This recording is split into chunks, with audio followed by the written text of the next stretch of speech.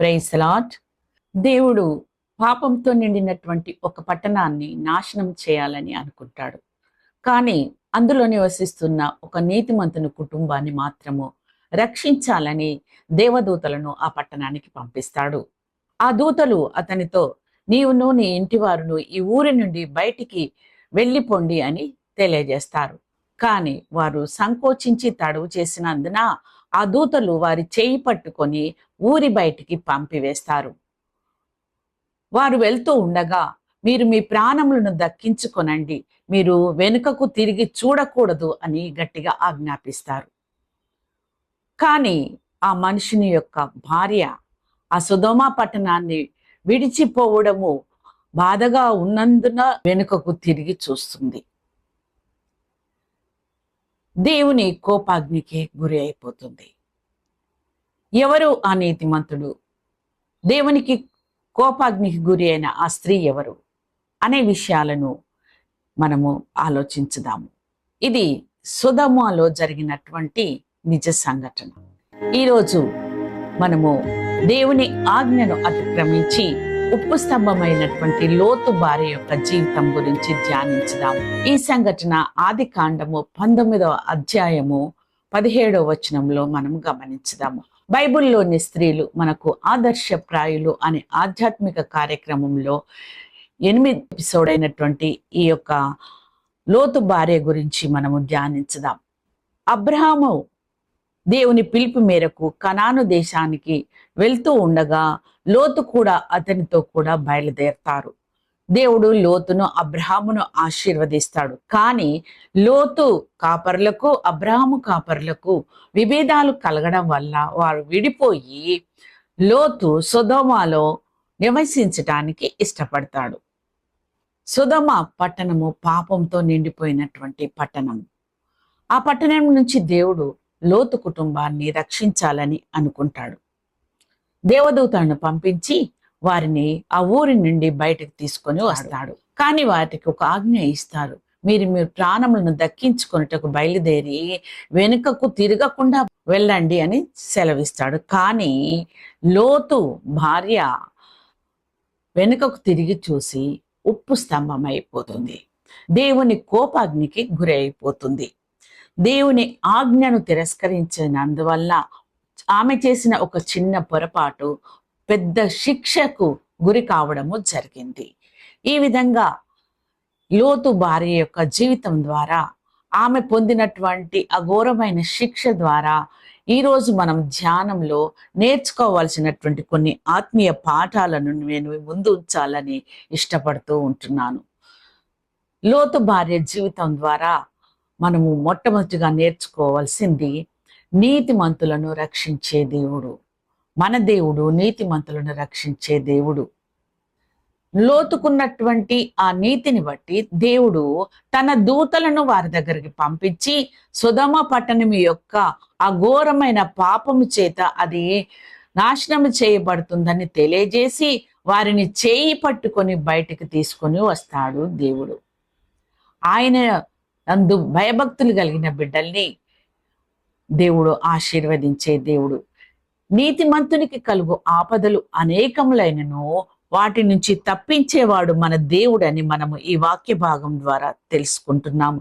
కీర్తనలు 34:19లో ఈ వచనాన్ని మనము చూడగలము. దేవుని యందు భయభక్తులు కలిగి నీతిని అనుసరించే వారికి దేవుడు తోడుగా ఉంటాడనే సత్యాన్ని మనం గ్రహించవచ్చు. అలనాడు నోవాహు కాలంలో మహాజల ప్రళయంలో నశించిపోకుండా నోవాహు యొక్క నీతిని బట్టి అతనిని అతని కుటుంబాన్ని రక్షించిన దేవుడు అని మనము గుర్తుకు తెచ్చుకోవాలి.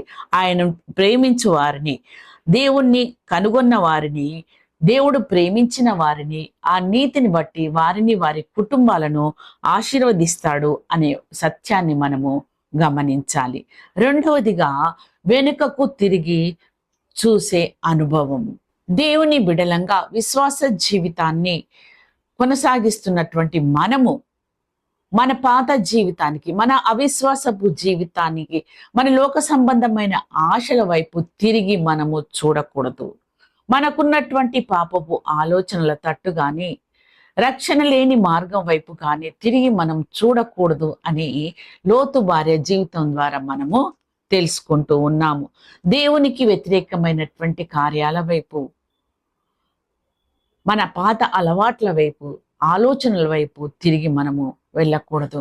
రక్షణ పొందిన అనుభవం కలిగినటువంటి బిడలంగా దేవుని చిత్తానుసారంగా జీవించటానికి మనము ముందున్నటువంటి గురి యొద్దకు అనగా క్రీస్తు వైపుకు పరిగెత్తడానికి సమస్తమైన చిక్కుల పెట్టు పాపములు విడిచిపెట్టి ఆయన తట్టు చూడటానికి, ఆయన నీతి రాజ్యం తట్టు చూడడానికి ప్రయత్నం చేయాలి. కానీ తిరిగి పాత జీవితం వైపు వెనుకకు తిరిగి చూడడం అనేది చేయకూడదని ఈ ఒక వాక్య భాగము మనకు తెలియజేస్తుంది. హెబ్రీ పత్రిక 12వ అధ్యాయంలో మొదటి 2 వచనాలలో సమస్తమైన చిక్కుల పెట్టు పాపమును విడిచిపెట్టి విశ్వాసమును కర్తయ్య దాన్ని కొనసాగించువాడినైనా యేసు వైపు చూడాలి, కానీ ఈ లోకం వైపు చూడకూడదు. లోకం వైపు చూస్తే మనము నశించిపోతాము.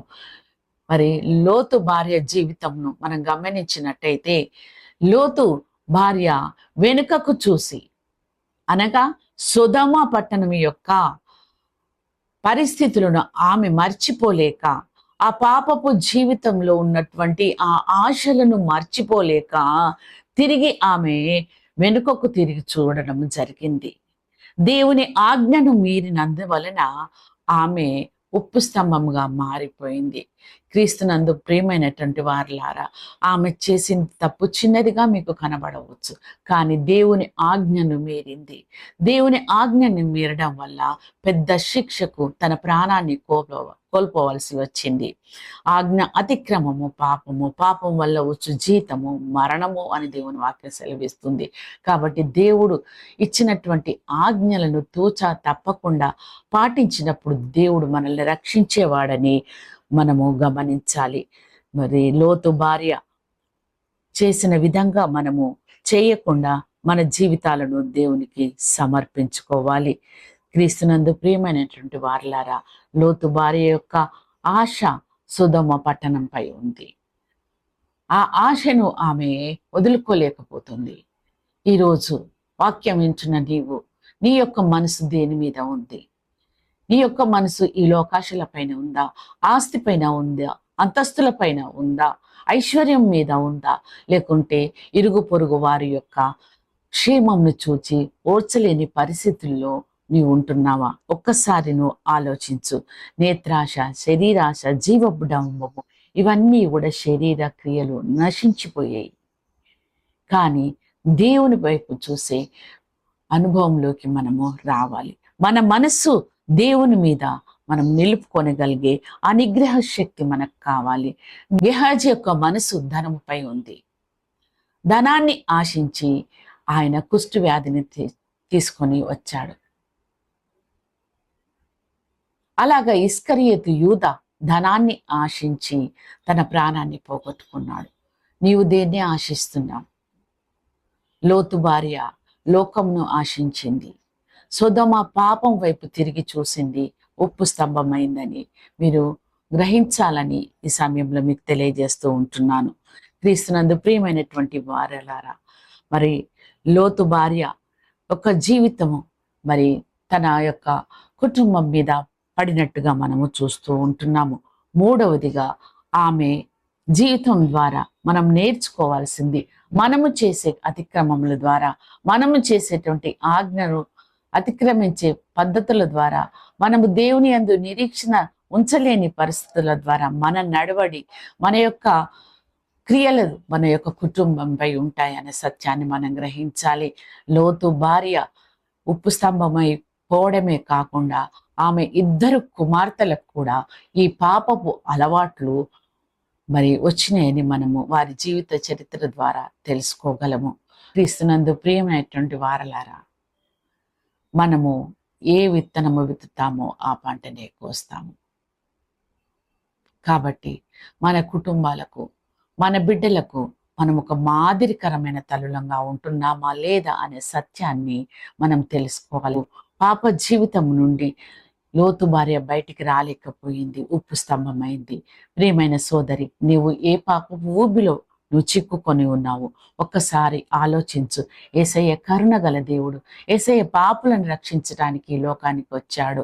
ఆయన నీ కొరకు నా కొరకు ఆ శిల్వ యాగం చేసి నిన్ను కొనుక్కున్నాడు. సొంత సొత్తుగా నిన్ను కొనుక్కున్నాడు. తన రక్తం ద్వారా నిన్ను కొనుక్కున్నాడు. కాబట్టి నువ్వు ఏ పాపంలో నశించిపోవడం దేవునికి ఇష్టం లేదు. ఇదే అనుకూలమైన సమయం, ఇదే రక్షణ దినము. ఉన్న పాటుగా దేవుణ్ణి ఆశ్రయించు. క్రీస్తునందు ప్రియమైనటువంటి వారలారా, ఈ లోకాన్ని మనం దృష్టించకుండా మన కన్నులను ఆయన వైపుకు త్రిప్పివేసుకున్నాము. సర్వేంద్రియానం నయనం ప్రధానం, నిన్ను చూడ కనులీయుమా, నిన్ను పాడ స్వరమీయుమా అని ఒక భక్తుడు దేవుని వైపు చూడటానికి ప్రయత్నిస్తుంటున్నాడు. ఈ లోకాన్ని మనం దృష్టించకుండా ఆయన వైపు తిరిగి చూద్దాము. విజయము ఇచ్చే దేవుడు ఉన్నాడని గ్రహించి ఆయన పాదములను పట్టుకుందాము. అట్టి కృప పరిశుద్ధాత్మ దేవుడు మనకు దయచేయను గాక. చిన్న ప్రార్థన చేసుకుందాం. మహాపరిశుద్ధుడా, మహోన్నతుడా, మీకు స్తోత్రములైనా, మీకు వందనాలు చెల్లించుకుంటున్నాం. లోతు భార్య జీవితం ద్వారా మీ ఆజ్ఞను అతిక్రమించకుండా నా తండ్రి మీ శిక్షకు పాత్రలను కాకుండా ఉండడానికి మీ కృప, మీ సహాయము దయచేయండి తండ్రి. నైనా మీ యొక్క సహాయం కొరకు ప్రార్థిస్తుంటున్నాము. నైనా మేము ఈ లోకమును దృష్టించకుండా నీ వైపు చూడగలిగే ఆత్మనేత్రాలను మాకు దయచేయండి తండ్రి. ఈ లోక పాపం వైపు, లోకాశల వైపు నైనా మేము మా కన్నులను త్రిప్పివేయకుండా వెనుకకు తిరిగి చూసే అనుభవంలోకి మేము రాకుండా లోతు భార్యను మా ముందు ఉంచావు నాయన. మీకు స్తోత్రములు అయా, నీకు వందనాలు చెల్లించుకొంచాం. ధనం వైపు కానీ, ఆస్తి వైపు కానీ, ఐశ్వర్యాల వైపు కానీ మేము తిరిగి చూడకుండా జీవం గల దేవుని వైపు చూడడానికి ఆయన మా జీవిత పరుగు పందములో మిమ్మల్ని గురిగా పెట్టుకొని నడవడానికి మీ కృప చూపించగలరని విత్తన వాక్యం మా హృదయాల్లో ఫలింపజేయమని యేసు పరిశుద్ధ నామమున ప్రార్థించి వేడుకుంటున్నాను పరమ తండ్రి. ఆమేన్. Praise the lord. ప్రియమైన అమలారా, ఈ వీడియో మీకు నచ్చితే లైక్ చేయండి, షేర్ చేయండి, సబ్స్క్రైబ్ చేయడం మర్చిపోకండి. ఏమైనా సలహాలు ఇవ్వదలుచుకుంటే కామెంట్స్ బాక్స్లో మీరు సలహాలను ఇవ్వండి. బెల్ బటన్ నొక్కండి. Praise the lord. కృతజ్ఞతతో మీ ప్రియ సహోదరి హెప్సిబా జేసన్.